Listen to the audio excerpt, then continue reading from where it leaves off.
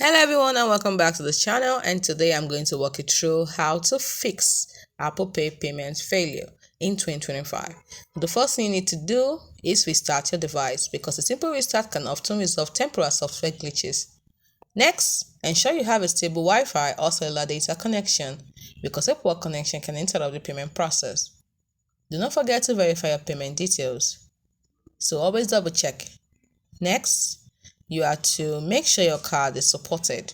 Confirm with your bank that your card is compatible with Apple Pay and that international or online transactions are enabled if necessary, because some banks may have specific restrictions.